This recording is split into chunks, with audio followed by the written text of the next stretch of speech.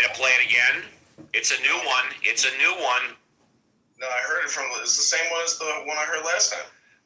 Did you hear the first 60 seconds or just the last 60 seconds? I think you just heard the last 60 seconds, right? Yeah. Tell you what, let's replay the first 30 to 60 seconds. It's fresh. Everything's fucked up. No, the world is fucked up. Just like you said, don't you see that you're the voice? You're the voice you were waiting for. You're completely nuts. Yeah, well, you make me nuts. Everybody just relax for a second. There's no such thing as an Uncle Steve. That is an alien parasite.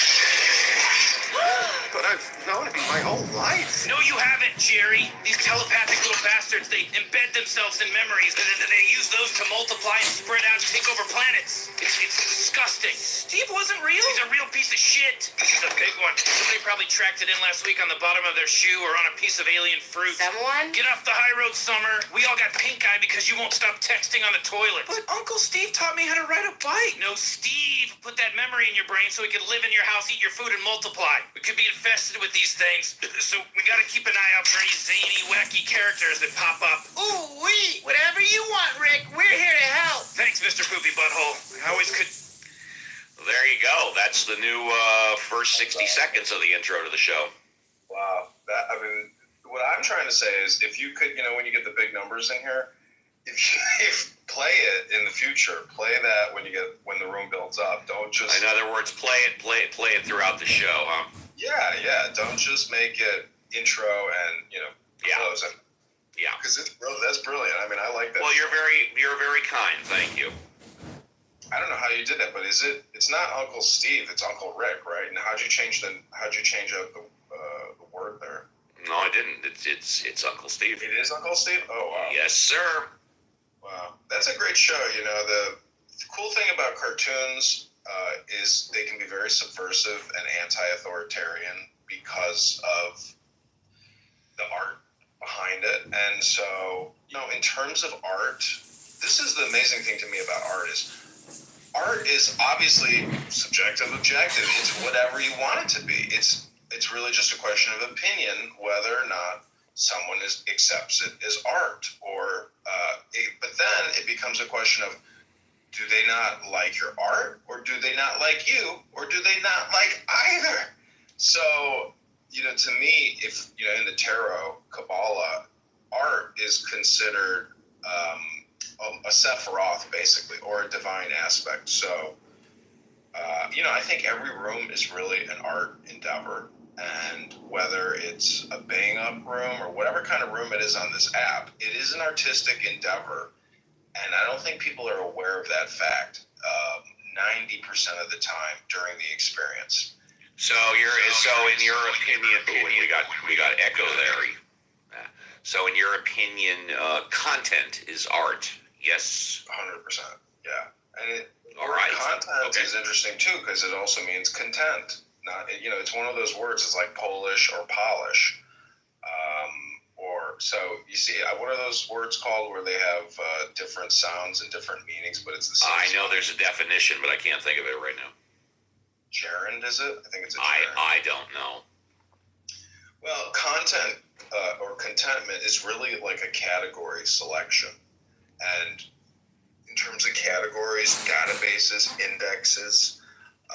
What you're doing on this app when you create a room is technically fishing or spellcasting. So if you're fishing, meaning you're casting a web and it's an index and you're hoping to stick bugs in it to create content or to create a product. So I was listening to Tim Leary, a famous 1960s psychedelic Harvard professor, researcher, and he was going on and on about how in the future, this was on the William F. Buckley show, and he's going on and on about how technology and electronics are going to rapidly change humans.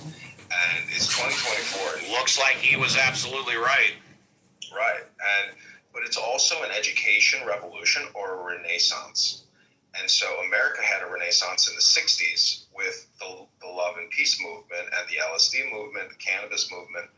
And now it's kind of faded, I think, but it's resurfaced. It's not faded. It's totally in the now, meaning that it's maybe bigger because of all the electronic distribution, people's consciousness and education changing as a result of these cell phones.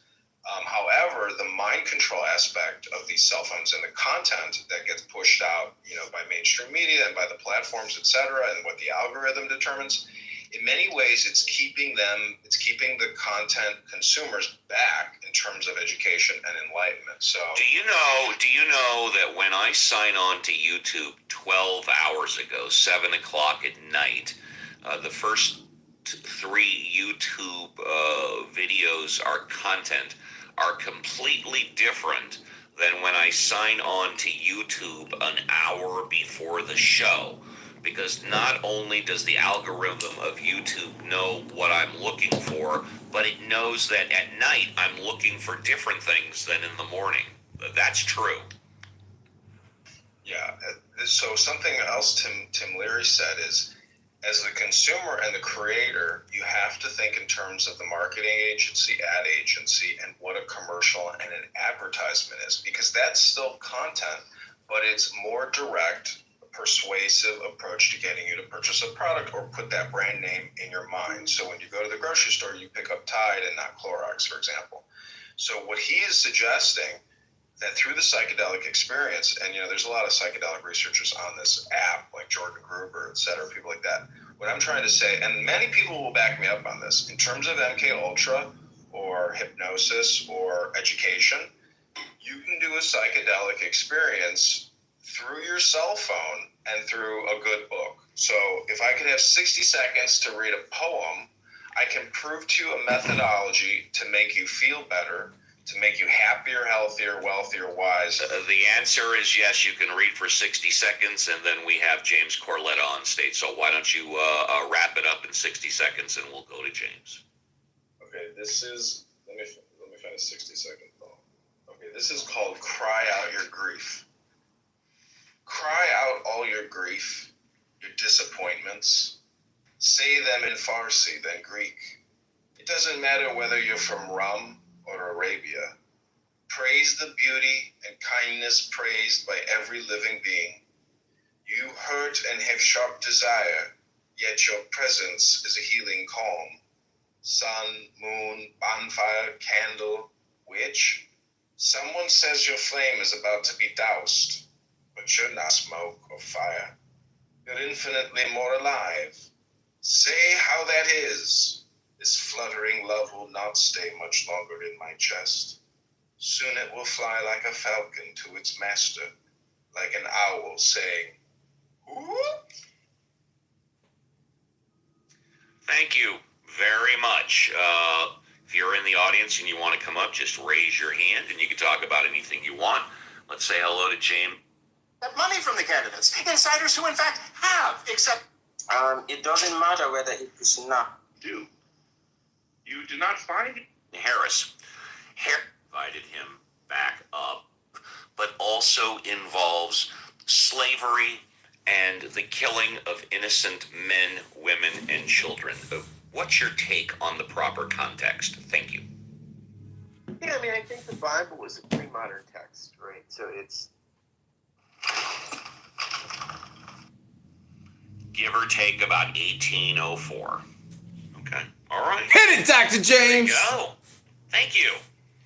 All right, and if anybody wants to talk about that or anything else, you're more than welcome to. We've got some new speakers, new people in the room. We will go at least another hour. We do have a and Steve, I break. want to say it was Yes. it did not lead to bipartisanship. I mean, basically Jefferson, when he became Adams vice president, basically was the loyal opposition. I mean, in fact, the biggest threat to Adams' presidency, and one of the great things about his presidency, was he kept us at a war with France. Should we go into war with France at that time in the country, or at 1800, it could have decimated the country, right? Washington was very insightful in his farewell address we were about 20 years away from facing a European adversary militarily again. And he was right. It happened in about 1812. He thought we were 20 years away from having that kind of strength. There's like whole essays in the text, Jefferson, in the chat. Adams wanted Jefferson to go to France, and he wouldn't do it for the politics of it. He was undermining Adams willingly. Is that when Benjamin Franklin went to France? That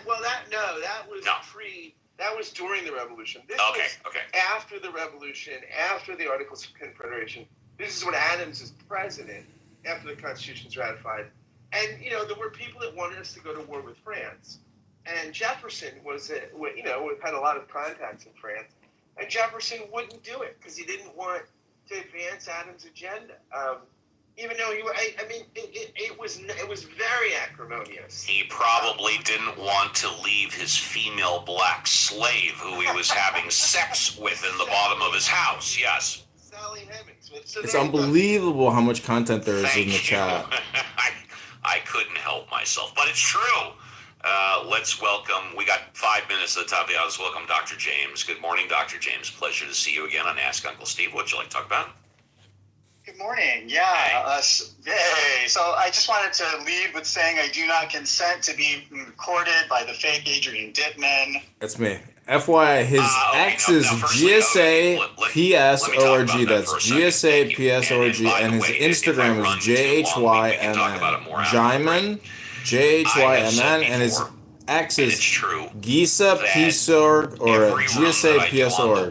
Gisa PSORG. Dr. James Curley, Live and Love. Has replays on. And I have given permission for anybody that wants to record shows and rebroadcast them in any form, has my permission to do it. Thanks, Uncle Steve. As long as they don't cut out pieces Lawsuit solved and rearrange it. What do I mean by that? Well, if someone wants to cut like a half hour out of the show and play the full half hour, that's fine.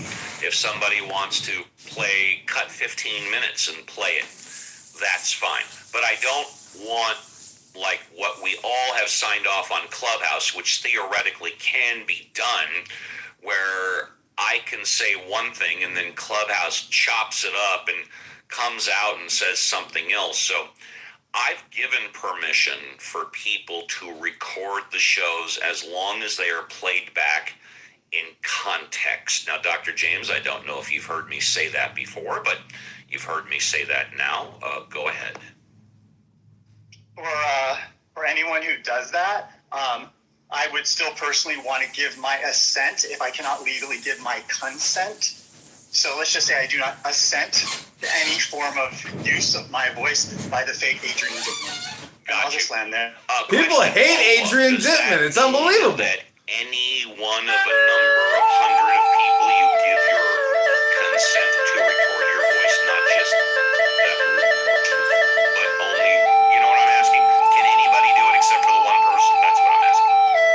People can lean into the letter of the law, and that's their choice. But I think intent really makes a big difference in my life. Just having essentially informed consent and or simply a conversation. So if there was a situation where I, found out that my voice was being used, I would definitely want to have a talk about it and really, talk to a lawyer about what the laws are on.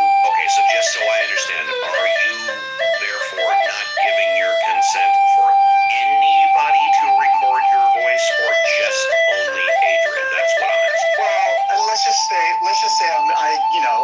it's come to my attention that he does take short clips of folks and kind of uses it for his own sort of political means.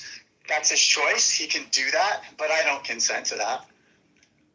Okay, so once again, are you saying you give consent to everybody and anybody except Adrian? I just want to make sure I understand where your consent is.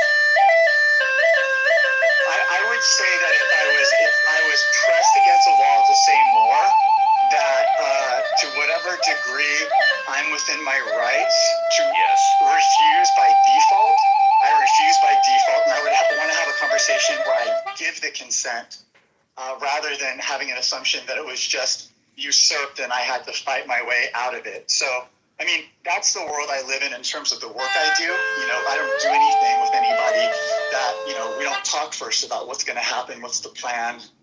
And, you know, there's a very explicit conversation. You know, informed consent is just, it's like integral to trust within the therapeutic relationship. Okay, so if I understand correctly, you're not giving your consent to anybody to record your voice and then replay it on another. I love that hurt. I got it. I know how to answer your question. God, I love that hurt. I got it. Okay. So I know that by coming in your room, it says replays are on. I see that. I think by virtue of coming into your room, I've already sort of de facto given my consent to being recorded by Clubhouse, right? However, if then I found out that there was someone going outside of Clubhouse and they were making ad revenue off of me, then, you know, at minimum, I need a cut. And at maximum, it just needs to not happen. Fair enough. I think I got it very clear. And yeah, there are some people, not only Adrian, but other people that I've heard many times are replaying and putting into, you know, different applications of the words that we say here. And Dr. James, I agree with you. If someone is getting a boatload of money from my voice, I would want it cut also. No question about it. So, we're at the top of the hour. Glad we made it this far. We're going to probably go one more hour, and then we will shut this sucker down. Thank you very much, Scott Jones, our Clubhouse minister, for ministering the flock and keeping your Uncle Steve. I'm sorry, did Dr. James say he wants a VIG on what I do in my underpants in my office? Okay, go on mute and we'll talk about it after the break. Thank you very much. And no, he didn't say that. Replays are on. You might want to replay the show. He never said anything like that. But that being said, thank you very much, Scott Jones, for helping do the heavy lifting. Thank you, everybody on stage, for contributing. We need more contributors. We put a premium on more contributors. So if you're in the audience and you want to speak about anything, raise your hand, and we'll bring you up. 2 hours in the tank and 1 hour left on Ask Uncle Steve. And if there's one thing we know for certain, babe, something is happening here. Don't go away. We'll be right back on Ask Uncle Steve. There's something happening right here. What it is, Ain't exactly clear. There's a man with a gun over there. Please forgive me. I just, no, happening here. Don't go away. Thank you very much. And no, he didn't say that. Replays are on. You might want to replay. For example, it was, you know, kind of, yeah, think I am like a dictator? Because who's going to pay him? My dear friend John is financing a trip to Antarctica. Well, I don't know why, so tell me. Man, how do you like that? Someone comes in, hi, Uncle Steve, how are you? Yes, I care. John is not a good guy. Oh, he knows why. I don't want to tell him. John, maybe you could fill in the blanks. And then again, maybe you can't fill in the blanks. I don't know. Back to the boo. Well, you're a mod. You know how the show works. Okay. Wow. Yeah. The nieces and nephews are completely allowed to mention the moderators by name. Not a problem. In fact, I encourage everybody as you travel these clubhouse streets, mention Uncle Steve all day and night. When you go into another room, say, I was in Uncle Steve's room. I hated that crap. I was in Uncle Steve's room. He's fantastic. You should ping Uncle Steve in. Yeah, you can mention the mods' names, but when it comes to the nieces and nephews, prior speaking, here comes Adrian again. Yeah, go ahead. I have multiple accounts, and so I have. I know you do. I have cross-streamed your room into other people's room, and you wouldn't believe the reactions that people have when they hear your voice. What are the reactions? Generally, it's rage, absolute rage, and they think it's you because not a lot of people look at their phones. You know, they have mic open, and then they hear you speaking, and they go ballistic. It's so much fun, and actually, many people who are fans of yours, when they hear people, go bananas and have stream. It's just see, this is the thing about words and sounds and personalities and relationships where they think you're speaking in their room, and if you're not, you're running your own room, and I'm just cross streaming. And so, what does that tell you? That people are situationally unaware, and they're quick to anger, and that is a big problem. Road rage, in my opinion, is clearly demonstrable, or you can demonstrate from a psychological perspective many principles about the human psyche on this app because it deals in a safe space with regards to audio. And the former speaker who did say that he liked that my art is shitty art, that it's the lowest garbage art he's ever, the former speaker's ever seen. Yep. The point is, like I said earlier when I first came in the room, I create art, and not everybody's going to like it, but it is art, and it is protected under our Constitution. Now, you may not like the fact that you're included in my art, and that you said something stupid, or that you're a toxic person, or that you have derangement syndromes, and you won't shut up about it, and you come on this app and you talk about the same people day after day. That is an ineffective way to communicate. You're not progressing psychologically, intellectually, academically, etc. So, I'm just saying, keep smiling, nothing's miserable, and Baruch atah Adonai Eloheinu melech haolam asher kiddushanu b'mitzvotav v'tzivanu l'chalik ner shel Shabbat b'nei Pri Hagaf. And have a great morning. And with that, you get a first-class escort down the red carpet to the VIP.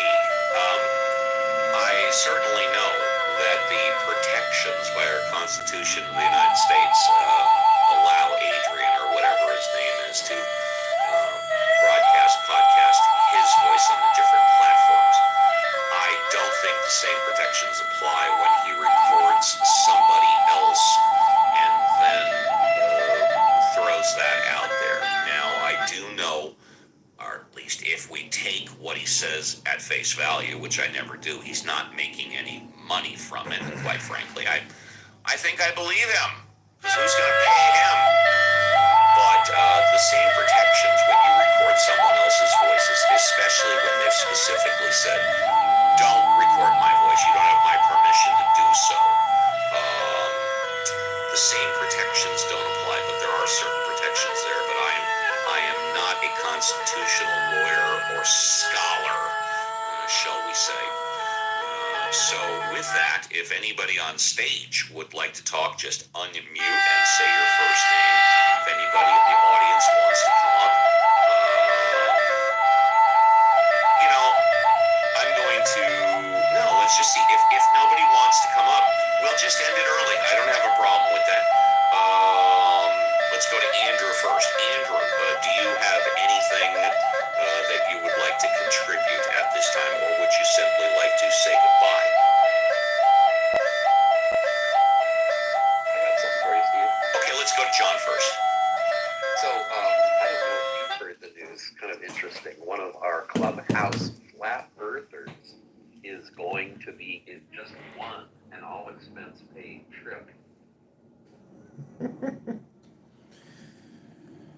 I guess people are there's just a lot of harsh art critics out there. It's a tough marketplace, I understand.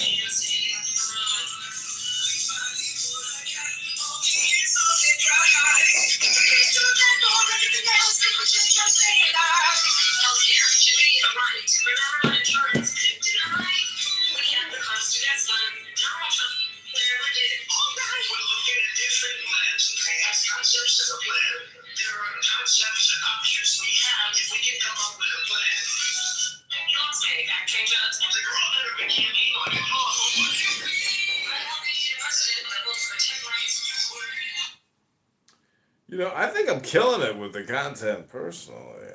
I love it. It's all great stuff. People that are covering me, because you've done a lot of damage. Not to be funny or nothing, but on my end of the stick, it's not been good. It's interesting. In my paid employment for the ADL and APAC, I was listening to Candace Owens a few days ago. And she was saying that the last conversation between David Ben-Gurion, who was the first president of Israel, prime minister, whatever we call it, I forget, he had a talk with Kennedy the day before Kennedy was assassinated, and apparently that conversation is still classified, according to Candace Owens. Well, it's thing too because I'm getting paid by the ADL and APAC, but just to monitor her. So Yeah. it's still Candace Owens, he hits on good points, but she's married to a white guy. God damn it, man. She's married to a Zionist Jew. She's not married to a white guy. She's married to a Zionist Jew. Yeah, he's not white. He's part of some secret society that used to terrorize college campuses and shit or some shit. I was reading up on that guy. Didn't he sleep with her brother? Probably. I'm not really sure. Dougie has some anomalous sexual tendencies when he gets a few drinks in him. Wow. Typical white boy shit. Why y'all do that? He's not white. He's a Zionist Jew. Them the Mexicans, they always say shit. He's a Zionist Jew, not white though. We have to distinguish between these groups. Yeah. Is he Ashkenazi? I believe he is. Yeah, I think so. Mm-hmm. Yeah, he's elite. He's an elite man. No, I'm really surprised at you. You cutting out. Oh, it's not working. Oh, look, my fellow Zionist Jew El Normo is here. Hey, El Normo.